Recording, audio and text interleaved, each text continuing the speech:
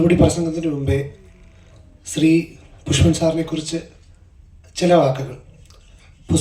പുഷ്പൻ സാറിന് തുടക്കം നേരത്തെ നമ്മൾ ഡോക്യുമെൻ്ററി കണ്ടതുപോലെ മധു സാർ തുടങ്ങിയ ഉമാ സ്റ്റുഡിയോയിൽ നിന്നായിരുന്നു. പിന്നെ സിനിമാറ്റോഗ്രാഫിയുടെ ഭാഗമായിട്ട് അമേരിക്ക, ജർമ്മനി, സ്വിറ്റ്സർലാൻഡ്, ഇന്ത്യ അല്ലാതെ അനവധി രാജ്യങ്ങൾ സന്ദർശിക്കുവാനും അവിടെ ഉള്ള ടെക്നീഷ്യൻസുമായിട്ട് വർക്ക് ചെയ്യാനുമുള്ള ഭാഗ്യമുണ്ടായി. പിന്നെ നിരവധി അവാർഡുകൾ കിട്ടിയ ഒരു വ്യക്തിയാണ് Shri Pushpan. State award, Kerala film fraternity award, Satyajit Ray films award, Prem Nazir films award, കിം രാഗാളയ award, media city films award, ഫിൽക്ക ഫിലിംസ് സൊസൈറ്റി അവാർഡ്സ്. പല അവാർഡുകളിൽ ചുരുക്കം കുറച്ചേ പറഞ്ഞുള്ളൂ.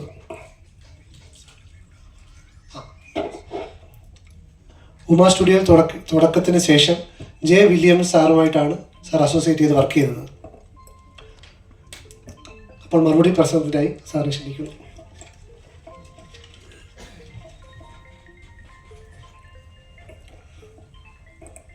നമസ്കാരം.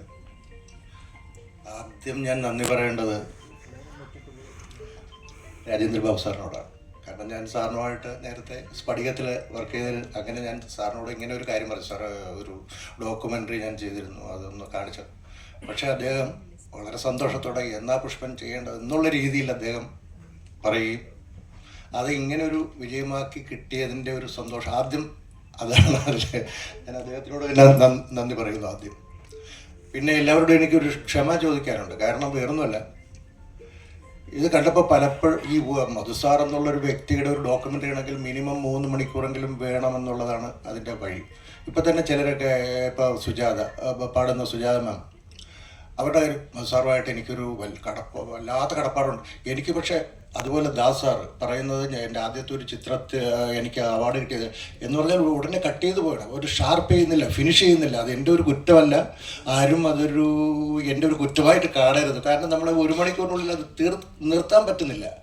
ഇതിൽ തന്നെ പലരെയും മാറ്റിവെച്ചെല്ലാം ചേർക്കാൻ പറ്റിയിട്ടില്ല. അതൊക്കെ എൻ്റെ ഒരു ഇതല്ല. പിന്നെ എങ്കിൽ പോലും മധുസാറിനെ പറ്റി ഞാൻ കൂടുതൽ പറയുന്നില്ല, എല്ലാവരും ഇതുവരെ പറഞ്ഞു. എങ്കിലും ഉമാ സ്റ്റുഡിയോ എന്നുള്ള അദ്ദേഹത്തിൻ്റെ സ്ഥാപനത്തിൽ തുടങ്ങി. അങ്ങനെ വന്നാണ് ഞാൻ വില്യം സാറുമായിട്ട്, മധുസാർ തന്നെ പറഞ്ഞാണ്, നീ നാളെ മുതൽ ക്യാമറ എടുക്കാൻ വരണ്ട, വില്യംസിനോട് പൊക്കോ എന്ന് പറഞ്ഞാൽ അദ്ദേഹത്തിൻ്റെ കൂടെയാണ് ഞാൻ. അത് ഒരുപാട് കാലം ഏറ്റവും കൂടുതൽ ഞാൻ വർക്ക് ചെയ്ത് വില്യം സാറിൻ്റെ അസോസിയേറ്റഡ് വർക്ക് ഏറ്റവും കൂടുതൽ ഞാനായിരിക്കും വർക്ക് ചെയ്തിട്ടുള്ളത്.